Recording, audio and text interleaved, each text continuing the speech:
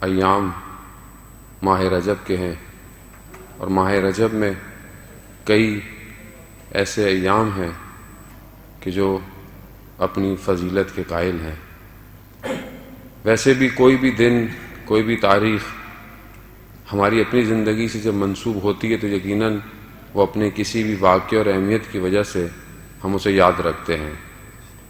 انسان مادی ہے، انسان محدود ہے، خود دنیا بہت محدود ہے، لیکن اس محدود اور اس لمیٹڈ چیز کے اندر پروردگار نے کچھ ایام ایسے رکھے ہیں کہ جس میں اگر ہم کچھ کام کریں تو ہم اس لامحدود زندگی میں خوشحال رہ سکتے ہیں، جس میں ماہ رجب ایک ایسا ایام ہے۔ خداوند متعال کے نزدیک زمانہ کوئی اتنا مہم ظاہراً نہیں ہے کہ خداوند متعال گئے یہ ہمارے لیے 24 گھنٹے، ہفتہ، پھر مہینہ، پھر سال، لیکن انہی ایام کے اندر کہ جو مادی دنیا ہے جس میں سورج گھوم رہا ہے اور ہمارے لیے ایک زمانہ تعین کر رہا ہے، اسی مادی، اسی محدود کے اندر پروردگار جب کسی ایام کو اپنے آپ سے منسوب کر دیتا ہے تو اس کے اندر برکت ڈال دیتا ہے۔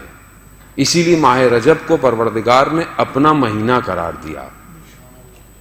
اب اگر ہم اس سے فائدہ نہیں اٹھائیں گے تو یقیناً ہم باقی چیزوں کی طرح اگر ہم دنیا سے گزر گئے تو روز قیامت حسرت کھائیں گے کہ یہ ایام گزر گئے اور ہم نے اپنی زندگی میں ان کو اہمیت نہیں دی۔ ماہ رجب بھی بالکل ایسی ہے، یقیناً آپ نے اس سے پہلے گفتگو سنی ہوگی ایام میں، ظاہر ہے اور بھی آپ کے پروگرام پہلے بھی ہو چکے ہیں، لیکن بہرحال توفیق ہوئی ہے، کچھ دن رہ گئے ہیں تو شاید ہو سکتا ہے کہ ہم کچھ دن بہتر گزار سکیں۔ ماہ رجب عرفا کے نزدیک بہار کا مہینہ ہے۔ بہار کس کو کہتے ہیں؟ شکوفہ ہونا، دوبارہ زندہ ہونا، تجدید حیات ہونا۔ جو چیز مرجھا گئی تھی وہ دوبارہ کھلتی ہے، اس کے اندر زندگی آتی ہے۔ عرفہ اس کو بہار کا مہینہ کہتے ہیں۔ کیوں؟ کیونکہ روح کے کھلنے کا مہینہ رجب ہے۔ جو لوگ رجب میں محنت کرتے ہیں وہ شعبان میں اس پہ اور محنت کرتے ہیں، نتیجہ ماہ مبارک میں ان کو ملتا ہے۔ عام زندگی میں کیا ہوتا ہے کہ ہم رجب اور شعبان ہمارے لیے بس کچھ ایام ہیں، ہم اس میں پروگرام کر کر گزر جاتے ہیں۔ پھر ماہ رمضان آتا ہے، ہم سروں پہ ٹوپیاں پہن لیتے ہیں، مسجدوں کا رخ کر لیتے ہیں، لیکن جیسے ہی مہینہ ختم ہو رہا ہوتا ہے ہمیں اپنی ذات میں اپنے آپ کو کہہ رہا ہوں، خدا نخواستہ آپ کو نہیں کہہ رہا، میری اپنی ذات میں دیکھ تبدیلی نہیں آئی مجھے۔ میں نے روزہ رکھا، میں نے سب کیا، مگر وہ جو دعا میرا چوتھا امام کہہ رہا ہے کہ پروردگار کاش کہ یہ مہینہ ختم نہ ہو، لیکن یہ دعا میرے اندر سے نہیں نکلی آج تک۔ میں 40 سال کے نزدیک ہو رہا ہوں، یہ دعا میرے اندر سے نہیں نکلی آج تک کہ پروردگار کاش کہ یہ مہینہ ختم نہ ہوتا۔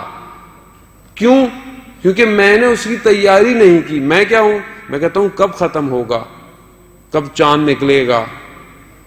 کتنا میرے میں اور سیر ائمہ میں تضاد پایا جا رہا ہے۔ کیوں؟ کیونکہ میں نے ان ایام کو درک نہیں کیا۔ میں اگر ان ایام کو درک کرتا تو پھر ماہ رمضان میں پھل لے کر خداوند متعال کی بارگاہ میں موجود ہوتا۔ اب اس مہینے کے اندر سب سے زیادہ مہم کیا ہے؟ استغفار ہے۔ استغفر اللہ واسأل التوبہ، یعنی توبہ کرو۔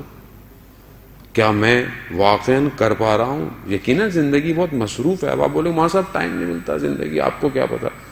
مولانا صاحب کا تو کوئی کام نہیں ہوتا، کتابیں پڑھتے ہیں یا مجلسیں پڑھتے ہیں، لوگ سارے مصروف ہیں، لوگوں کے پاس سارے مصروف ہیں، تو آپ کو کیا پتا؟ جاب ہے، یہ ہے، وہ ہے۔ خوب دیکھیں ساری چیزیں اپنی جگہ پر ہیں، مگر کیا خداوند متعال نے جب ہمیں خلق کیا تھا کیا وہ نہیں جانتا تھا کہ انسان آگے والا اتنا مصروف ہو جائے گا؟ تو یہ اتنے سارے جو اس نے ہمارے لیے اعمال بھجوائے اپنے انبیاء کے ذریعے سے، تو کیوں بھجوائے؟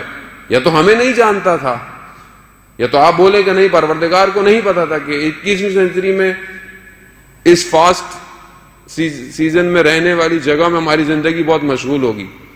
ایسا نہیں ہے عزیزان محترم، یہ صرف ہم اپنے آپ کو بہانے دے رہے ہیں۔ ہم چاہیں تو اپنی رفتار کو اولیاء کی رفتار کے قریب کر سکتے ہیں اگر چاہیں تو، اور نہ چاہیں تو۔ انبیاء کے دور میں انبیاء بہت کوشش کرتے رہے، لوگوں نے کچھ نہیں کیا۔